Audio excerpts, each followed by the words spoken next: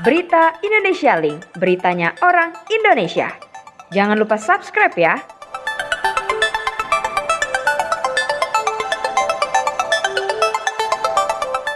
Selamat pagi, salam sejahtera untuk kita semua. Yang saya hormati Pak Direktorat Narkoba Polda Metro Jaya, Kasubdit Narkotika Bea Cukai DKI, beserta dengan staf dan juga para Kasubdit, hadir-wadir Narkoba Polda Metro dan para Kasubdit dari Direktorat Narkoba Polda Metro Jaya. Rekan-rekan sekalian, pagi hari ini kami akan menyampaikan pengungkapan kasus narkotika yang dilakukan oleh Direktorat Narkoba Polda Metro Jaya bekerja sama dengan pihak Bea dan Cukai. Pengungkapan narkotika yang dilakukan, yang kami sampaikan hari ini dalam rilis, adalah kegiatan pengungkapan yang dilakukan mulai dari pertengahan November 2021 hingga dengan hari ini atau kemarin. Ini adalah jaringan internasional, sehingga untuk pengungkapan kasus ini, narkotika ini, tentunya pihak Polda Metro Jaya bekerja sama dan dibantu dengan pihak Bea Cukai. Ini adalah jaringan internasional di mana narkotika yang berhasil diamankan sebagai barang bukti dalam kejahatan ini adalah sabu sebanyak 16,88 kg dan juga LSD 800 lembar. Rekan-rekan sekalian, tentu kita paham bahwa narkotika adalah suatu kejahatan yang sangat berbahaya karena dapat merusak moral generasi muda bangsa, sehingga ini dikategorikan sebagai extraordinary crime. Sehingga untuk itu, dalam rangka mewujudkan keseriusan daripada Polda Metro Jaya serta Bea Cukai, diungkap berbagai modus operandi yang dilakukan oleh para pelaku penyelundupan narkoba, sehingga bisa diungkap dan kita sampaikan hari ini.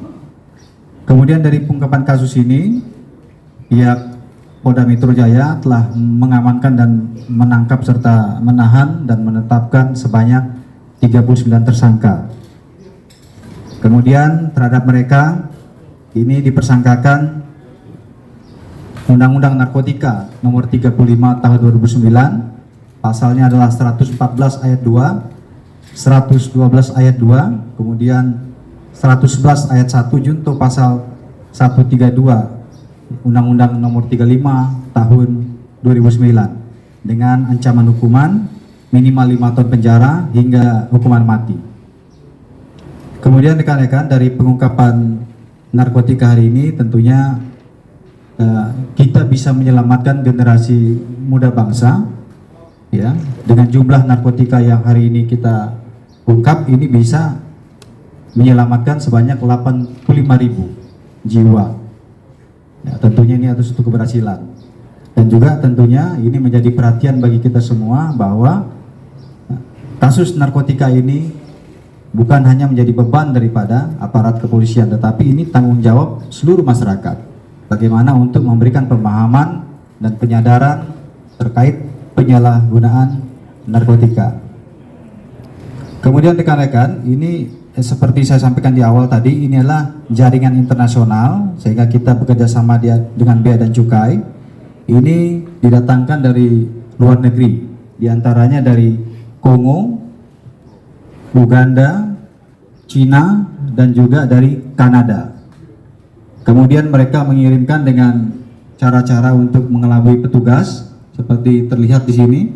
Ya, barang-barang di sini, spare part dan sebagainya adalah merupakan alat untuk mengelabui dan menyembunyikan narkotika yang diselundupkan. Nanti kami akan perlihatkan, saya dengan Pak Dir Narkoba dan juga Kasih Narkotika Bea Cukai akan memperlihatkan bagaimana barang-barang tersebut dimasukkan ke dalam spare part yang mungkin dari kasat mata kita tidak mempercayainya bahwa ini di dalamnya adalah narkotika, tetapi ternyata ya ini bisa dibuktikan bahwa di dalam alat-alat tersebut digunakan untuk sarana penyelundupan narkotika. Mungkin demikian yang bisa saya sampaikan ya sebagai pembuka. Apabila ada pertanyaan nanti akan saya jawab, dan juga nanti dari pihak Bea Cukai WNA juga yang diamankan. Jadi tadi udah saya sampaikan ya untuk tersangka 39 tersangka, kemudian untuk pertanyaan terkait dengan warga negara asing tidak ada ya. Mereka ini jaringan internasional ya terkait dengan negara-negara pemasok itu, tetapi para tersangka ini adalah semuanya warga negara kita. Yang lain mungkin? Ya.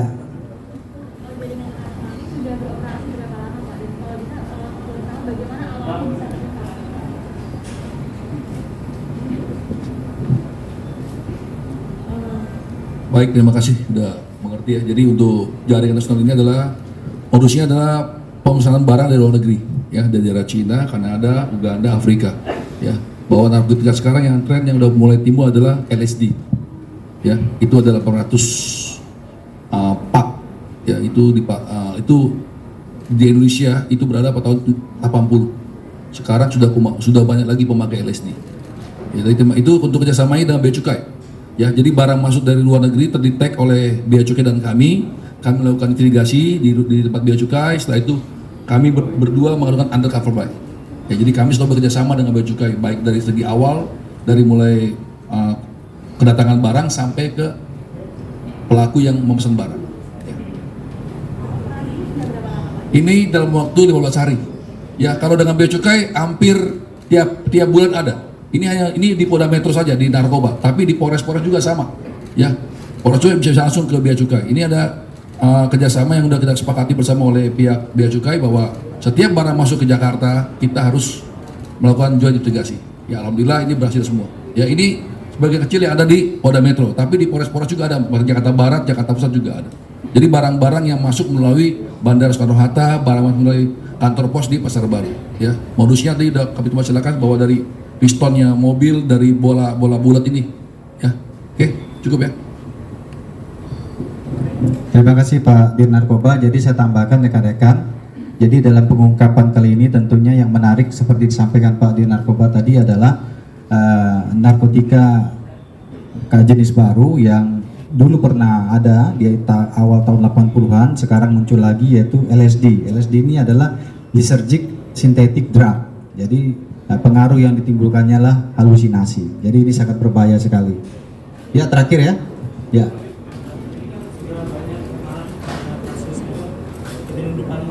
Dengan modus-modus seperti ini, mungkin langkah antisipasi ke depannya seperti apa, dan apakah di masa pandemi ini modus-modus seperti ini meningkat atau memang menurun? Ya, tentunya langkah upaya pencegahan saya sampaikan tadi ini memerlukan sinergitas semua pihak, termasuk juga masyarakat, ya, para orang tua di rumah memberikan pemahaman kepada keluarganya terkait dengan bahaya penggunaan narkoba. Kemudian dari aparatur penegak hukum, tentunya kami Direktorat Narkoba ya dengan pihak Bea Cukai ini sinergitas di lapangan ya dalam rangka mengantisipasi masuknya barang-barang khususnya jaringan internasional, bagaimana kita mendetek, kemudian memprotek dan sebagainya sehingga tidak jebol, katakan begitu ya, tidak bisa masuk barang-barang itu. Ini tentunya dengan kerjasama dengan instansi terkait ya. Terima kasih.